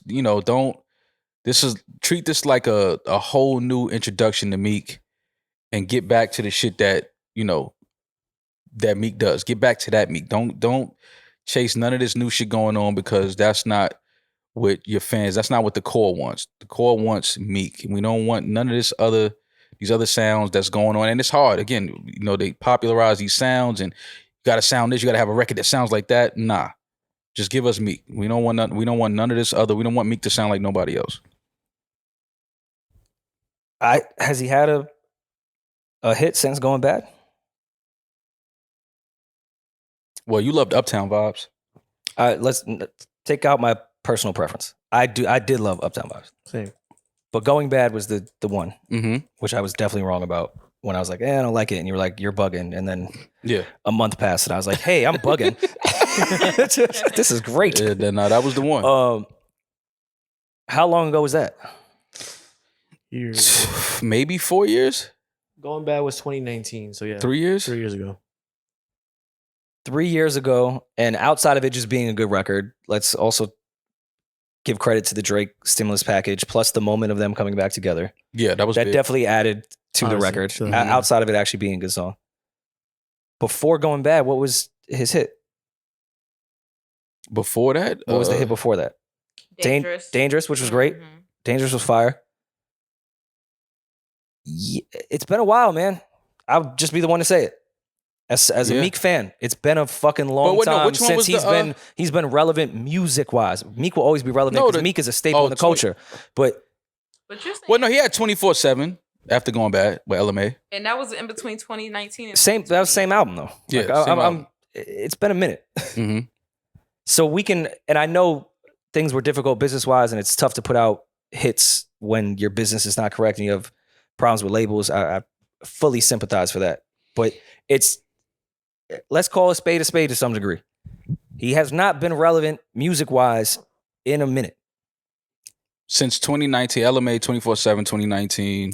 I Anything factor in after that was COVID, I kinda factor in other things. Don't get me wrong. Business, yeah, we get I it. hope this isn't coming across as hating. I love Meek. No, it's never. No, we don't. But hate Meek. as someone that is so active and has been so active and is so boisterous, which I think he should be, and so much in the light in the camera, you can't ask questions about music and you're not delivering music when you're outside that much. Sean, on the other hand, shuts the fuck up and goes in his crib and chills and just produces good and music. puts music. So if I were to be like, oh damn, Sean hasn't put something out since 2019. He also has not been seen since 2019. True. So it's different. So we You can't be talking this way and not deliver the music and question why it's not hitting. Well, is the music good? start there. Yeah, I think that again, we got to see what happens now. He's saying that his business is in order. He feels better. He's able to do the things that he wants to do. So again, is he adding a lot of expectations to this next drop with all of this? Because now you're doing all of this, you're tweeting all of this, and I'm able to do what I want, and they were standing in the way of my creativity. The business was fucking me up. We understand how that goes. So now with all of that being cleared and all of that being set up the way you wanted it to be, now with these next projects and this next album and these mixtapes that you're ready to get into, if those don't sound good, what does that mean for Meek now? Because he's had he's had more co-signs than a lot of artists. I mean, Ross, T.I. at one point, Hove, Robert Kraft, Everybody. Tom Brady, Nicki Minaj. Nicki. It's like Safari. it's a lot of. He's had a lot of shoulders and conversations to have with some Fair pretty share of people that knew what the fuck they were talking about. Mhm. He has the right relationships. He has access to a lot of things that other artists don't. So now, if the music doesn't live up to these, the images and the social media hanging out here, with these guys, and if the music doesn't live up to that, now what does that mean for me? I think it looks, for the first time in a truthful way, would be the time to count him out. Count him out as far as you don't mention him with the Sean's, He's still there because of his discography and everything that he's done, but Championships was so fucking good that when Expensive Pain came and flopped and wasn't good, it was like, all right, you could get one bad off. Like, Yeah, it's okay. Every artist got one that we just wasn't with. Like, Right. it's okay. We know your track record. We know the type of shit you've we made. talking about moving forward from this point. So, but if forward. you do another dud and you were blaming everything else on the bad business and now the business is okay and then you flop again, yes, that's it's time to have that conversation. now you're putting yourself in a place where it possibly could be over. I'm not saying that is going to happen, No. but yeah, that's why sometimes with these marketing plans, like what Puff is doing with is R&B dead, yeah, it creates moments, but now you're You putting gotta live up to yourself it, though. You got to live up to it. on a pedestal that you have to deliver. When Meek now blaming Atlantic and that entire thing, all right, now deliver. The same way when Khaled does the most amazing marketing ever, and then he puts himself so high up on this pedestal, and the record is so much lower than that pedestal, it makes the marketing not even fucking worth it. Like, it puts you in a worse place. So you're saying you don't like the Believe record with Justin Timberlake? Because I know you were really going crazy when you found out about that feature. I don't even remember what that sounds like. I still believe you, right? That is the record, right? Can we throw some auto tune on Mal? Is that that's the same record, right? Believe? Yeah. I know they played it for like the playoffs. I think they that was like the NBA playoffs like record. Yeah, I think the All-Star game, the starting lineups may have walked out to that record. Oh, they pushed it. They tried to push it to us. Yeah. I remember that record. You don't look at yourself in the mirror when that comes on?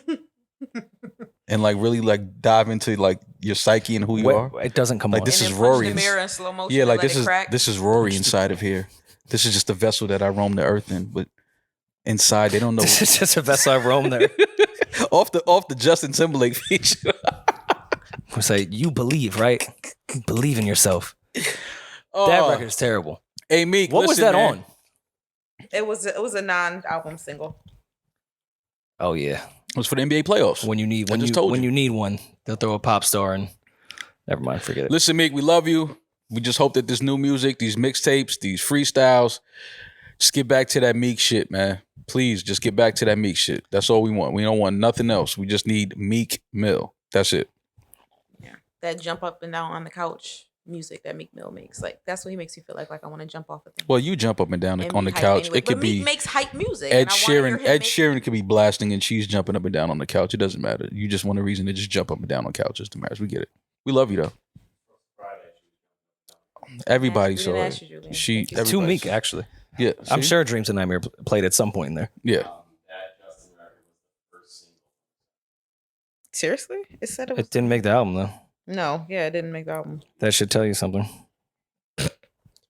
Justin didn't clear it. No, it didn't work, and it would have costed them more to put it on the album. So Justin didn't say that was on the arm. No.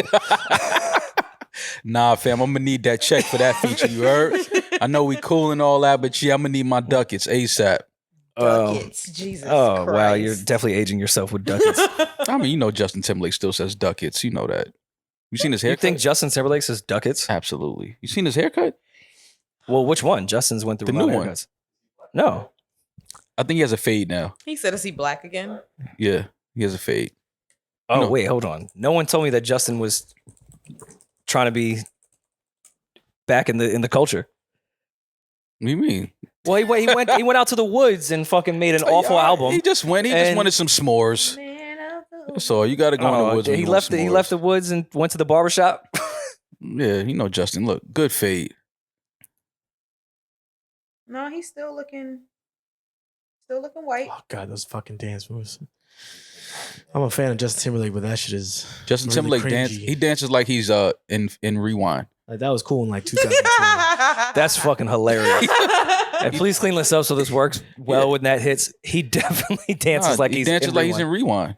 Look at him. Yo, He looked like he walked oh, in like man. that, and they Look just at him, rewinded it's the so tape. This is, oh. Oh my god. Okay. Justin Timberlake is one of those white dancers that appears like he has rhythm, but if you start counting while he's dancing, You can't. You just it's can't. just, like can't there's count. really no fluidity to anything. It's very counted. No, I mean, listen, Justin. That makes Timberlake, sense in my head. it Go ju- count when you watch him dance. He has It's very much robotic. he has rhythm, but He it's, does. It's like when you're a white boy with Dances well a better little than bit I of do. rhythm. People they kind of like exaggerate it, like, oh my god, he's amazing on the dance floor.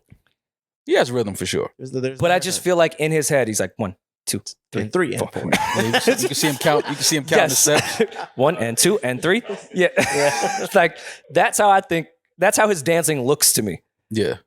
Like in his in-ear, it's not just the engineer in front of house. It's like the It's the The choreographer. choreographer. It's like, and the 1 and 2, and choreographer. Justin now.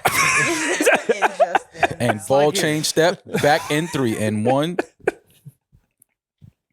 Where we going from here? Everything about his dancing looks like urban Cotton Eye Joe to me. There goes your Justin feature, buddy. I was never getting one. Oh, I thought the whites would unite. The No, whites man. never That's what unite. They only unite when they see the blacks united. There you go. All right, what do you guys, Mark? What do you guys want to do from here? We can go to. Well, speaking of Justin probably trying to get back in the culture, I'm sure he called Timberland. Oh yeah, you know that's his ticket back in. Coming out He the definitely woods. made Timberland the picked him up from the from camp. He's like, Tim, I'm ready. He's like, you sure? He's like, yeah, I'm ready. You know, Tim answered that call 3 months after the Man in the Woods album was like, I was expecting this. I knew you'd be calling. I knew you'd be back here. I'm already on my way. Justin was on the side of the road with a sleeping bag. It's like, you didn't have to come out here for this. You know, you could have made s'mores in the house. Justin's gonna act on this next album with Timberland that he was like one of the inner city kids that got bussed out to camp.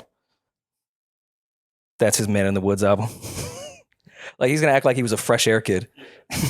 Like, yeah, man, I went out to the burbs for a bit, but I'm back. You don't think Justin Timberlake was a fresh air kid? No, I think his family probably took in a kid from the Fresh Air Fund. I don't think he was a fresh air kid. They housed some kids from the inner city? Do they have fresh air funds in like Nashville and other cities? Oh, I don't know. That's a good question. Is that just like a New York thing? Think. I'm sure they have other programs like that in other cities. That's a sick program when you think about it. Hey, bring the kids from the ghetto and let them show them how we live for a weekend and then send them back. The Fresh Air Fund is one of the sickest programs of all time. Can you pull up Mace's 24 Hours to Live verse, please? Why not? Everything Mace was talking about would have taken way more than 24 hours.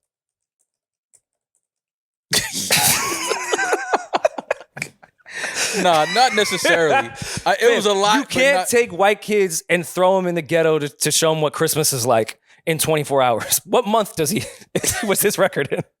And what hour is this? Like, how many hours you got left?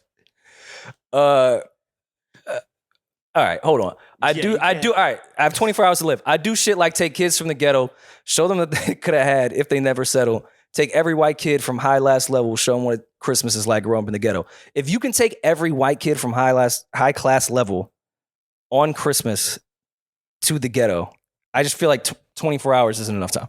Well, I mean, it's not that far-fetched because everybody comes from, nice neighborhoods and go down to the city, to Rockefeller Center during Christmas. Come uptown to Harlem a little bit. Just come a little further up Madison Avenue. Essentially, whenever the Christmas tree is lit at Rockefeller Center, we can just get a bunch of buses. Yeah. And like, just throw them in there. Literally 80 blocks. Like, just we got to go 80 blocks up Madison, and I promise you shit is going to start to look very different. Very different. I mean, I've been in Harlem during Christmas. It's a little more violent, but it's nice. It's dangerous. Yeah. Very dangerous. They still sometimes put the little snowflake lights up. Oh, no. They try to make it look good on the eye, but you better have your ass out of there when them stores close. Believe that. Fam. Mace just giving out blunts on his last 24 hours is fucking hilarious to me. Mace? And then Kiss, my favorite bar in this whole shit. Kiss heard all that amazing shit that Mace was going to do. And Kiss was like, man, if I had 24 hours to kick the bucket, fuck it. I'm just going to go eat some fried chicken and drink a Nantucket. Not going to stress himself out on his last 24. Listen, man, you want to go help everyone? Cool, Mace.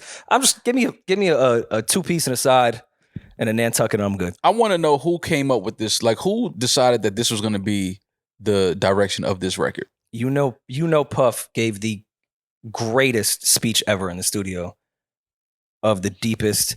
Listen, but like if you had 24 left, you know how Puff would sell that. Yeah. You sounded like 20. Yo, you had 24. Like that's all we got left on this earth. What would you do? Like we got to think about that. You know, he sold it that way.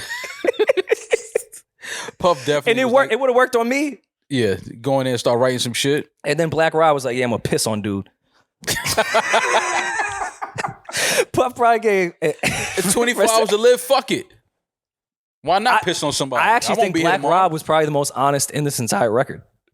Everyone else said a bunch of positive shit. Black Rod was like, man. Because Black Rod probably felt like he only had 24 hours left at some point in his life. Pull out my dick and take a piss on the floor. Yeah. I would maybe do that on my last day. I do that when it's not my last day. Like I don't give a fuck. Julian is asking what the boys would do in their last 24 hours. Oh man. First I would cry. Please put it into a bar. Thanks. Not on some sappy shit, like on some fuck shit. No, I would start with a cry, but then I would have to Murder get to for sure. You would kill Damn, somebody? who the fuck you? 100%. Who? It'd Again? definitely be murder. You would If you had if you knew you had 20, if you were healthy and not like in the hospital, you have 24 hours. Literally at midnight, it's a wrap for you, and you knew that. Murder wouldn't be on your mind? No. No. Why would I kill? I don't have to deal with them once I'm gone. Why am I going to They're murder gonna be them? dead. To No, me because you anyways. coming with me.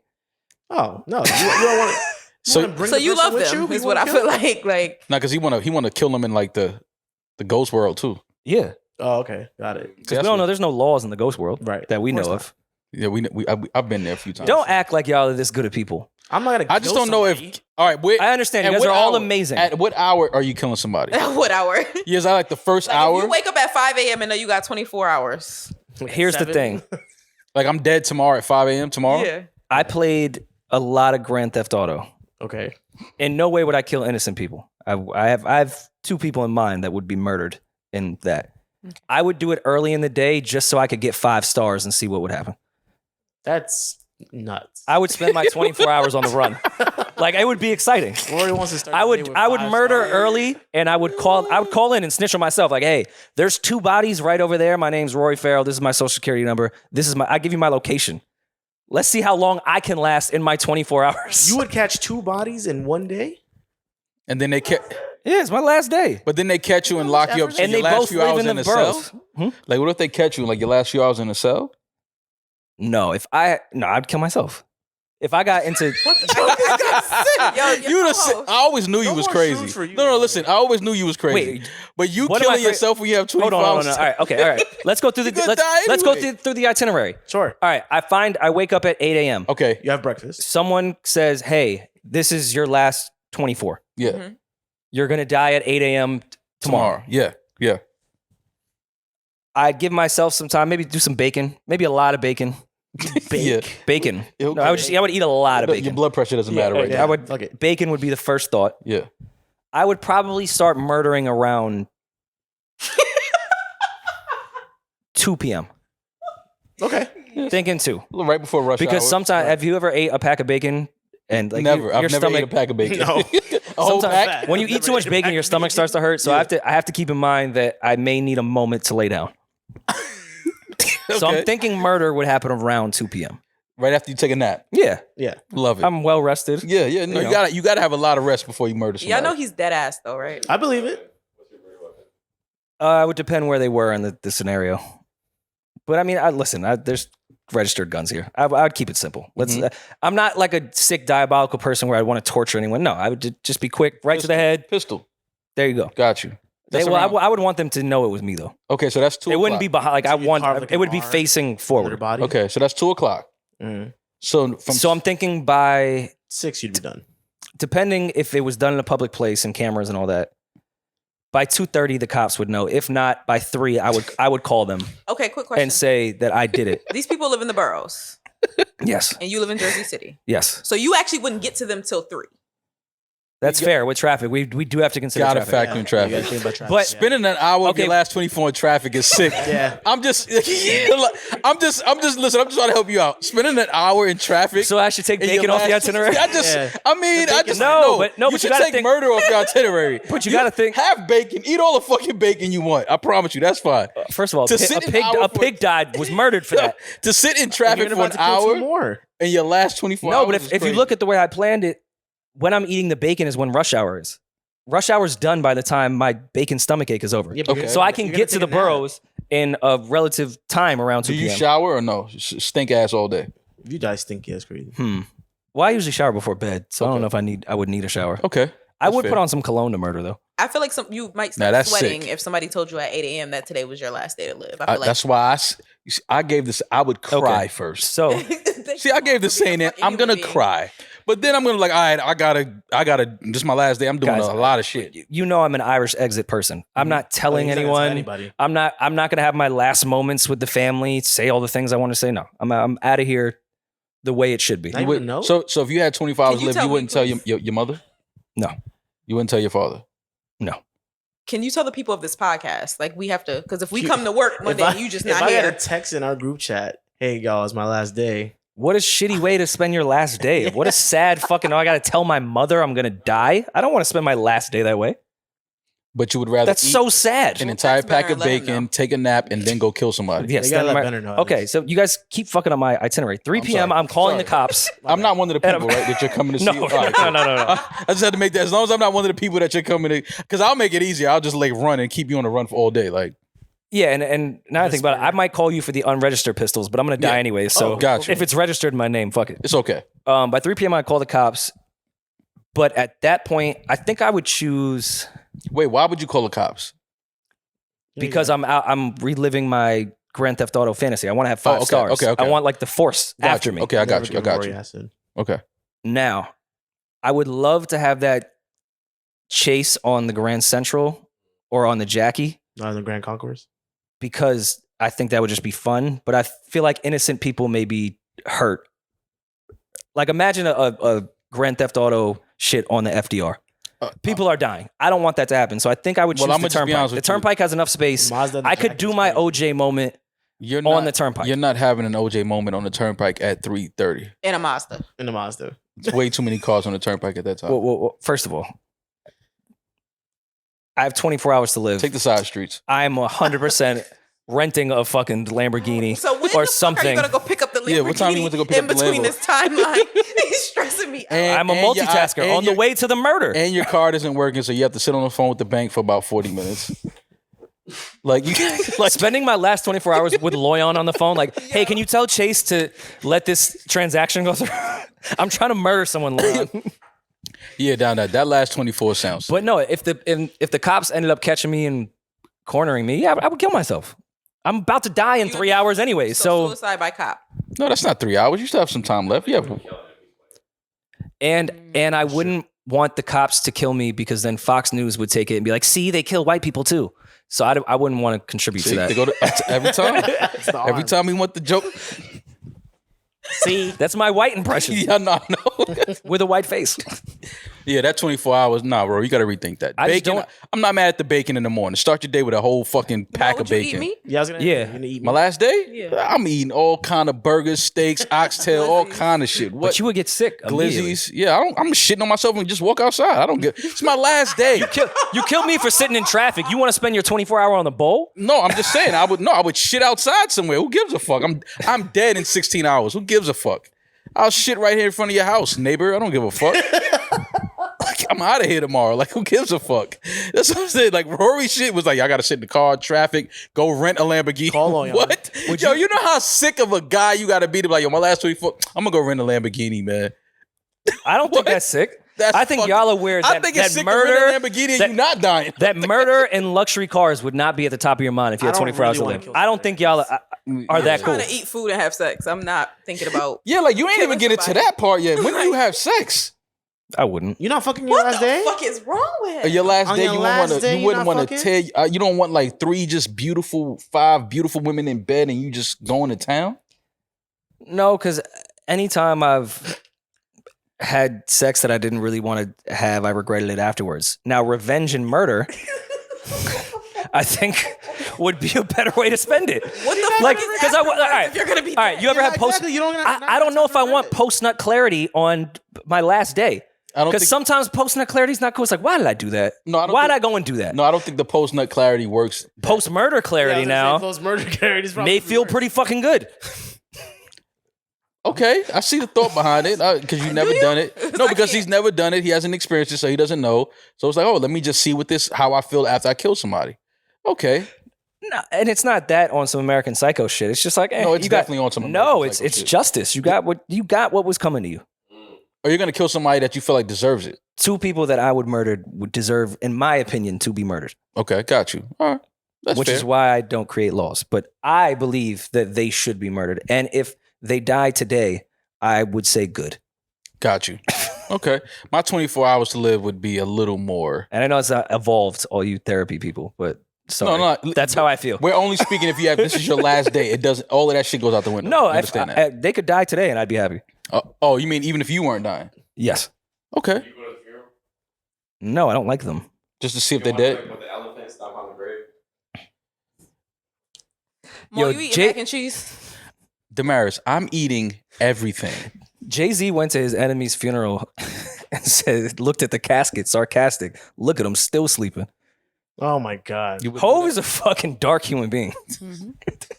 You're That's Hove. why that's your man. Yeah. You're Hove. You just said you wanted to sit in traffic after you kill somebody. And I'm calling the cops on myself so y'all could come find me. Yeah, so I could go out. You know what would really suck though? If this whatever person told me I was gonna die in 24 hours. And you ever watch That's So Raven or YouTube? Yes. You know how like she got the revelations, Mhm. but because she got the revelations, it actually created the revelation. Mhm. The concept of That's So Raven. If anyone, Mhm. okay. Yeah. What if I wasn't really gonna die, but because they told me this, You then died. I then did everything, and that's what killed me. Damn. Like someone said, you're gonna die in 24 hours, and then I go do the murder. But you don't know how you. Then I do the cop. Yeah, I don't know. Then I do the cop thing, and then the cops corner me, and I'm like, well, I might as well shoot myself so they don't shoot me. And now I'm dead, and I wasn't gonna die. That's fucked up. That's the show That's So Raven, and no one wants to That's fucked up. realize how dark that show really is. I totally understand why she went off the rocker, and so did what's the other dude's name? Orlando Brown. Orlando Brown and Raven both have had their public Ups and moments downs. after that show. If you look at the concept of the show they were on, it's that. Yeah, I would never want to see the future. It's creating all the negative shit in your life. Yeah, I wouldn't want to see the future either. Yeah. It would drive me fucking insane. Yeah. Orlando Brown. I saw the old video of him talking about when Puff gave him the ushki. Are you okay? That's what he said. But I know what he. That's what he said. He Is said. he preferring the head? But this is what I'm saying. Puff. I mean, not Was Puff. that his 24 hours with, No, with Orlando. Puff? No, Orlando Brown. He's I think he knows how to say things without actually saying. Like, so in the video he says, "Yo, shout out to Puff. He gave me that ushki. Now you can interpret that to be whatever you want to interpret it to be. We're not dancing on this podcast. He's suggesting that Puff sucked his dick. No, see, no. He knows that people are Gonna think that. I do. Do I exactly? I've never thought about it, but I don't think that Puff has performed fellatio in Orlando And Brown. he's not saying it. That's not what he's saying. He just knows the way the internet works. People are gonna take this video, take this clip, and they're gonna be like, "Oh, he alleges that Puff." Well, then gave what him was he that. saying? That's what I'm saying. He was just rambling. He just made up some fucking words and just started rambling. It's like, yo, what are you saying right now? American Airlines orders 20 supersonic planes. Rory, this is especially good for us because it says that now we can get from LA to New York in 3 hours. As opposed to 5? Yeah. I don't want to go supersonic. Give me No? there in 5. No? You're not For gonna get for just to shave off 2 hours? No. Okay. Yeah, I wonder how much extra. Now, if you were to say 45 minutes, cool, I'll take the risk to do the supersonic shit. But So taking 2 hours off of a trip isn't worth it for you? I mean, nah, for me, it is. Okay. I'd rather go the safer 500 miles per hour route. You don't think supersonic would be safe? No. Right, exactly. He said the supersonic isn't safe, but he would get on a flight from LA to New York that is 45 minutes. Yes, because I think it all makes sense in my head. No, I'm sure it does. That's Ted Bundy said the same thing. It all made sense in my head. First of all, She deserved it. First of all, charming man. Very charming. Very handsome, too. Yeah. He was not handsome. Can we talk about He that was too? handsome. Zac Efron played him. It's a handsome man. Okay. Anyways, I'll let the whites fight for their heroes. I really don't know what Ted Bundy looked like. I just know that Zac Efron played him and that he got mad bitches. Ted Bundy was not a Ted he Bundy wasn't a got handsome mad guy. hoes. Look at that guy. I mean, I'm sure in the They whatever did it. time he They was did him a in, favor letting Nah, Zac you Efron don't, I mean, you play don't know him. the filter. The filter. I'm sure at that time, that shit was. Look at that head of hair. What are you talking about? That head of hair. That's all it takes for white guys to be handsome. I have a full head of hair. Okay, but what about the rest of your forehead and face, sir? You look like a fucking big toe without the nail on it. but you have a full head of hair. Yeah. You look like a Ninja Flows- Turtle without the bandana on, but you flows in the got wind. a full head of hair. You look like Okay. spoiled milk, but you full head of hair. So, all right, I take it back. He must have been really fucking charming then. How did he get that? Because he many wasn't women? really handsome. Yes. He was. I thought he looked like Zac Efron. I was like, oh yeah, he was just showing up to the bar and bitches was like, let's No, go. they did him a favor letting Zac Efron play him in a fucking biopic. Yo, his jokes must have been hitting. No, he probably, you know those ugly white guys. He's not a cook. He knows about art. He spent a winter in Stad. I feel like you're you're describing me. Yeah, white guys just like art. They put all the bells and whistles around you. You know what I mean? They're into music. You know how that is. They buy nice couches. So me. They know how to explain the ottoman. Like this ottoman was flown in. It's weird. It really feels like you're describing me. That's what it is. White guys just know a lot of things about stuff, and they have conversations about women that don't know anything about what the fuck they're talking about. And then before you know it, they got a fucking butcher knife. Are you saying I'm a coercer? No, I'm saying that you're just falling in line with the ancestors, with your ancestors and forefathers. On Patreon, can we look up the definition of coerce and have a conversation about it? Yes. Okay. Because sometimes I'm not coercing. Sometimes you're just stupid. Yeah, that's true. So I yeah, don't know if we should keep that or not. So you wouldn't. So the supersonic shit, yes. I know you guys think I'm crazy by saying I wouldn't do it if it just shaved off 2 hours. If it was 45 minutes, it would make me think that technology was worth the risk to figure out. Because now it's like I could get to LA in 45 minutes. That's crazy. Shaving 2 hours off a flight is kind of insane. That's a big It's a difference. 5-hour flight. It's a big. That would make difference. it 3 hours. It's a big difference. Rory's crazy. He just said he doesn't want to do that to be safe, but he'll get on a 45-minute flight from here to LA. With no mask. With no, yeah, No mask either. now you really living on the edge. No mask. I don't know. Whatever happened, what was the name of those planes? It started with a C, I think. Continental Concords. Whatever happened to those planes? They discontinued them, but they're trying to bring them back. They used to go. Why did they discontinue them though? Yeah, these are like the newer version of the Concords. Oh, they typed in Concorde plane and disaster was the first thing that came up. So of course things must have been crashing. Whoa. Right. Oh, okay, great. You bring up its final flight article. No, it was October 24th, 2003. That was the last time that the Concorde made a flight from New York to London. So all right, Crazier flight. these existed for a while though, right? Yeah, the Concords. yeah, absolutely. So they fucked them up. Mad people died. So now we're gonna try to bring them back for 2 extra hours in our lives. Why do you keep saying mad? Why do you keep saying mad people died? All it was disaster, crash. I don't know if they had any flights crash. It's saying one of the issues that negatively affected the success of Concorde was the cost of fuel. Yeah, Rory just got people dying on Concorde. Like, what are you talking about? Gas prices is the craziest they've ever been. We're gonna bring the Concords back. They're actually better. Thanks, Joe Biden. Restricted to go only We supersonic did it over the ocean. That's what they were talking about. You said what? They were only allowed to go supersonic over the ocean Yeah. because it sent a shockwave into the air strong enough to shatter glass if it went over densely populated areas, Yeah, Now they went supersonic. Damn. causing huge headaches for the airline. I saw Maverick with manufacturers. Tom Cruise. I get it. I know how fast they were going. Oh, I see what Biden's trying to do. All those flyover states that voted for Trump, we about to shatter every window with these new planes. Enjoy your glass. Fly over all the red states. Exactly. That New York to LA is just mad Trump votes that you fly over. Let's just shatter all the glass in their house. I think this is gonna be. I think that's a great strategy by Biden. I think this is gonna be good for American Airlines, though. God bless America. They're already not my favorite airline. I think they have other issues I was gonna besides say, the like, 2 they extra work on other hours. shit than this. Because most of their planes do feel very much 1990. Yeah, they have a lot of old planes for sure. All right, we'll see with the supersonic shit. The Lakers are retiring Pau Gasol's jersey. Congratulations to Pau Gasol. That duo of him and Kobe don't get talked about or recognized enough when you talk about duos in championship histories. Very true. So salute to Pau Gasol on a great career. Love the way he stepped in, with the Bryant family after Kobe's untimely passing and his daughter and everybody else on that helicopter that day.